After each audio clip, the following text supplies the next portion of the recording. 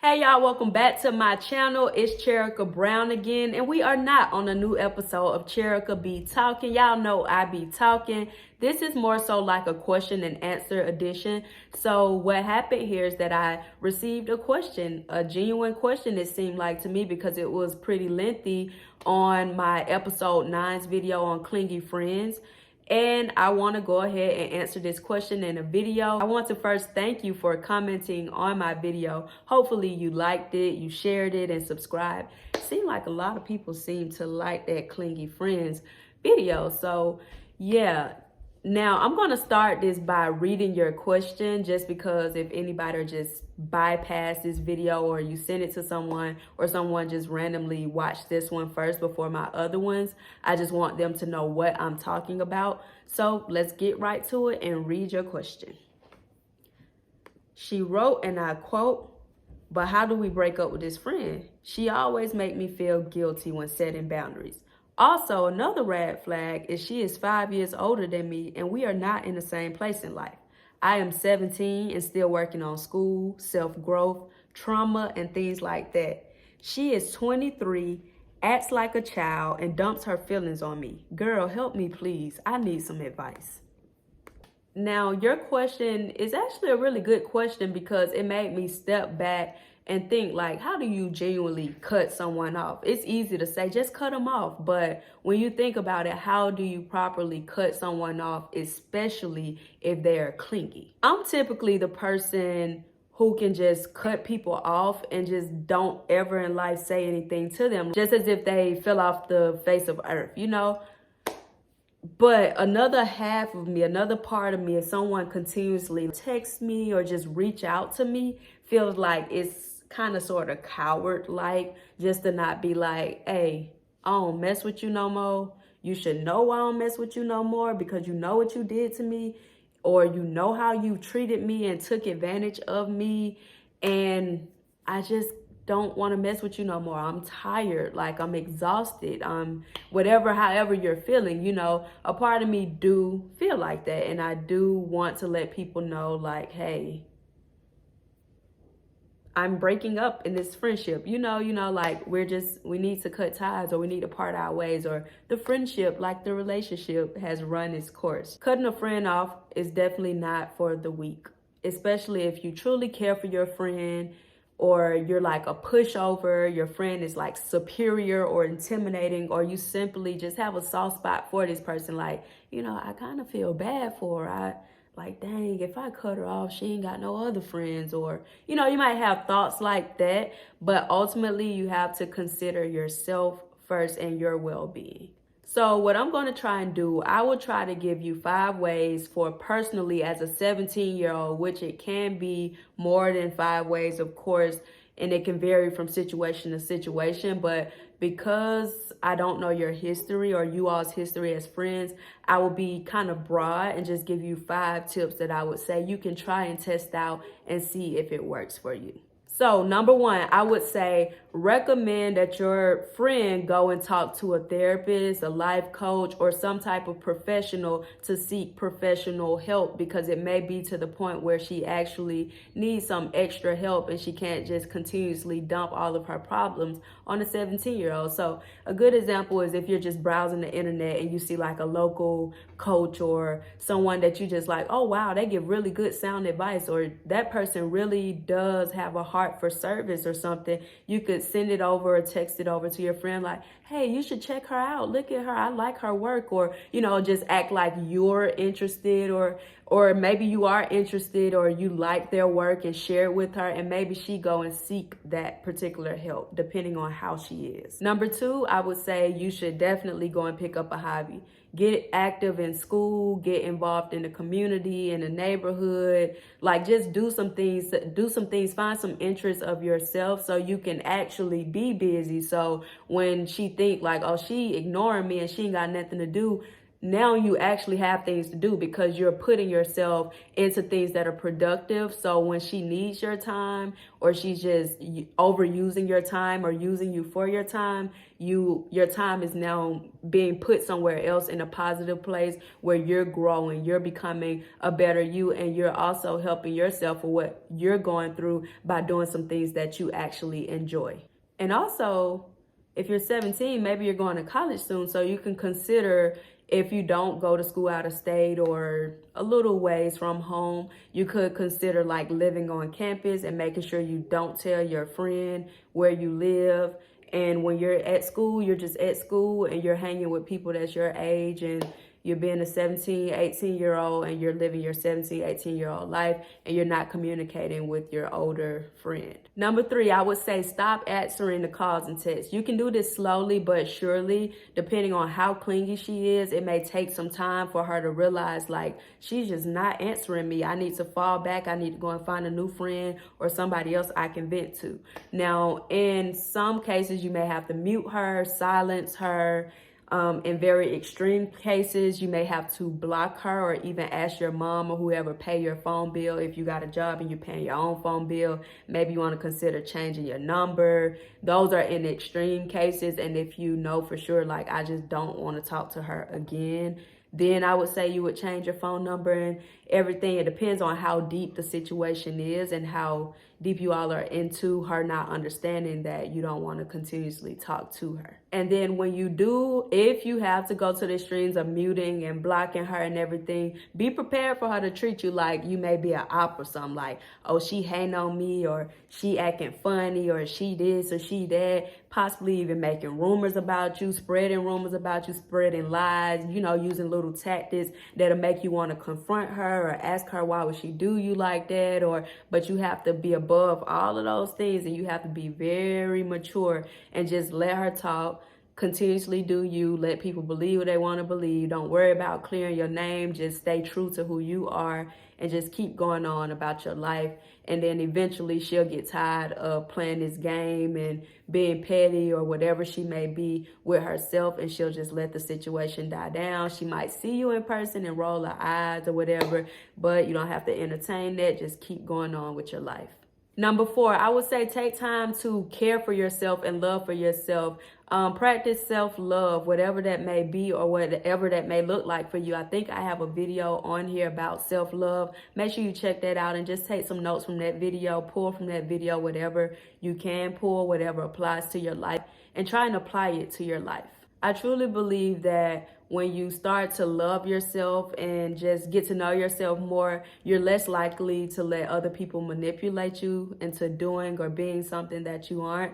And also, you just stand firm on your ground. And when you believe something or you don't want to do something, you're not going to do it. And you're like, no, this is what it is, and this is what it has to be, and this is what it's going to be, and I'm not changing my mind for anybody. So when you really love yourself and get in tune with yourself, you'll start to see that your mindset will start to shift when it comes to just making decisions about anything or anyone. You'll kind of put yourself first when it's necessary. Number 5, which is not to be underestimated at all, is make sure you tell other people who truly love you and care about you this change that you're making, because you don't know if you may need their support, their help, encouragement, or just a witness of any changes in your life, because you need to not go through it by yourself, even though you feel like, I'm not going through nothing if I cut her off and she completely understand. But you never know what is going on in somebody else's head. So when you're making a drastic change, especially with somebody with this age gap in your life, you want to let somebody know, like, yeah, she's been weighing down on me, like, or taking a toll on my mental health. So I got to step back from her. And I kind of let her know already that I'm not trying to be like talking to her every day or be her friend like that. So if you let people know what's going on around you, like say she pop up at your mom's house and your mom was cool with her, maybe your mom would be like, she's not here even though you're upstairs. You'll just have that kind of support in your community so that you'll know that, okay, everybody knows, so I'll avoid her at all costs. I won't go to routes I know she at. I won't go to the spots I know she hanging at. And if I let everybody that care about me know, they'll try their best to keep her away from me as well and protect me from her if need be. Now, you mentioned in here that she makes you feel bad when setting boundaries. And it's sad to say, because when we're not trying to hurt someone's feelings and we're being considerate, we try to let them down easy. You know, like, you don't want to just come straight up like, girl, stop talking to me. You try to be like, oh, I have to work. Like, oh, okay, I'm always calling you when you're about to work. I'm sorry. I just hate myself. And you're like, oh, Lord, why is she? I don't know what she may do to herself. You know, it's kind of scaring you like, oh, my God, no. Am I being mean? Am I being harsh? So I'm taking it that you've expressed to her possibly how you feel about you all's friendship or her clinginess, and she tries to flip it on you and act like she's a burden, or that she think, you know, like, oh, I'm such this and that away, and, you know, flip it so that she can guilt trip you ultimately into thinking you're a bad person. And you may think that because you are actually concerned, I can tell, about this particular friend. That's why you wrote in the question. You wouldn't have asked it if you didn't really care about this person in some type of way. Now, I don't want you to underestimate your situation. I want you in any life, friendship, relationship situation to always consider your safety first. Always keep in mind that people are capable of doing way more than what we give them credit of being able to do.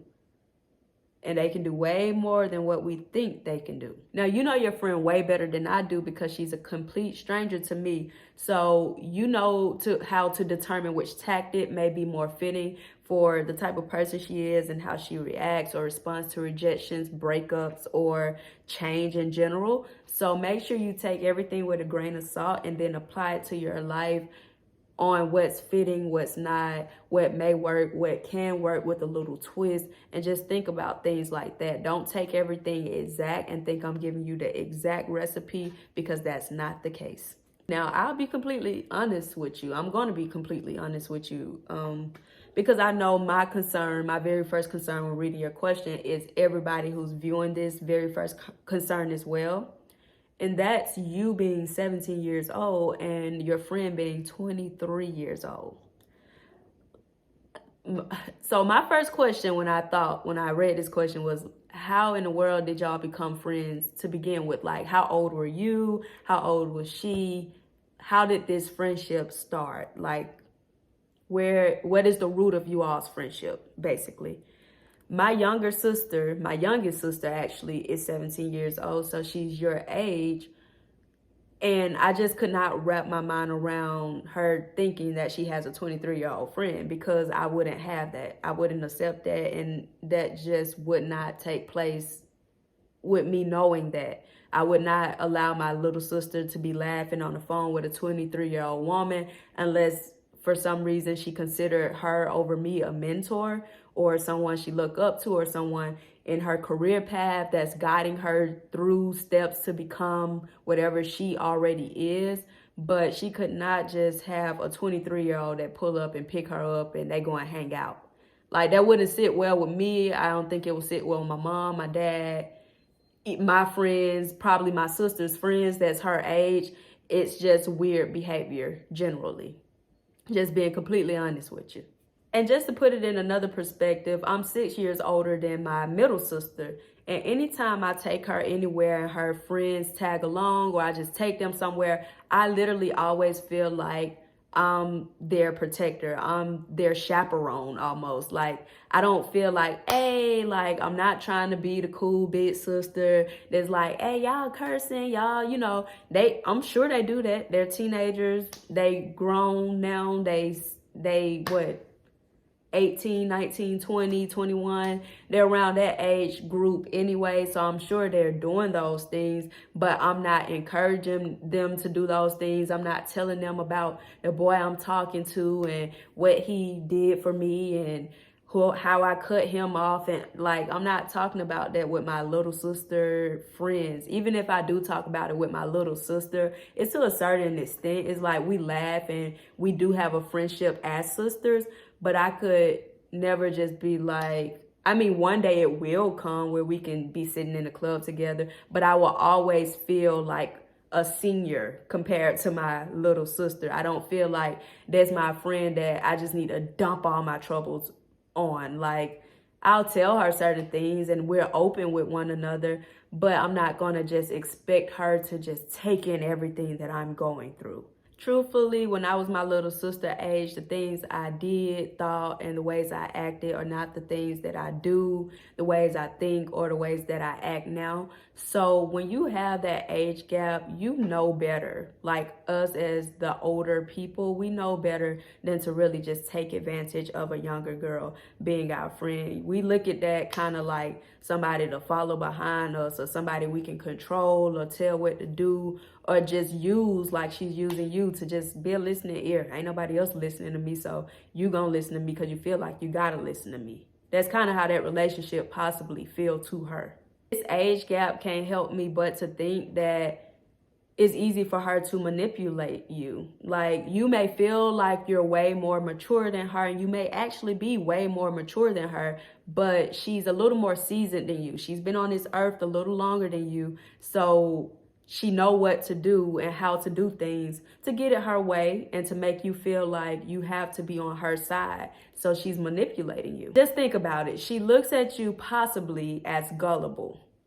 We can find a gullible friend our own age. Why would we go and find a gullible friend 5 years younger than us? For her, all I'm saying is, for her to come and dump all of her stress, her business, and everything on a child, it's honestly because she has some type of advantage over you. What that may be, I don't know. You have to figure it out, and you have to take a step and look at you all's relationship, examine it, and see what it is that she may have over you. Just like a relationship, a friendship is the same. A person only does what you allow them to do, and they know who and what they can do who and what with. Which also brings me to, you said that she's 23 and she acts like a child. I'll be the first to tell you that even though I expressed that I truthfully see a difference in the age gap with me and my younger sisters, maturity does not have an age, because I know women who are pushing 50 that still go to the club with their daughters, fighting other women, getting into it, arguing, acting just like a teenager. So maturity, sadly, doesn't have an age. And sometimes when people were deprived of a childhood or something, they never really leave their childish ways and they forever act like a child. So depending on what she's gone through in life, it can justify why she acts the way she acts. Going forward, I want you to just protect your energy and just be aware of the company you keep. Make sure your friends are no more than, I'll say, 2 to 3 years apart from you. Yes, you may have situations where you find genuine friendship in someone older, but in almost always every situation when someone is older than you, they may feel like a big sister, a mentor, a mother figure, or like an aunt or something. They won't feel like a friend on your level. If someone has years on you and look at you as a homegirl on their level, no matter how mature you feel like you are, always, and I mean always, evaluate and reconsider the relationship. It may not be healthy or beneficial for you. It may be healthy or beneficial to them and for them in whatever kind of strange, really weird way, but it may not be for you. So you need to take a step back and look at that again. Now, this is not all cases, okay? But it is most cases. So make sure you proceed with caution. Now, that's all I have for you today. If you do have any further questions, you can DM me on Instagram at Cherika_Brown and set up a private coaching session. But y'all know I'll be back because I be talking. Peace.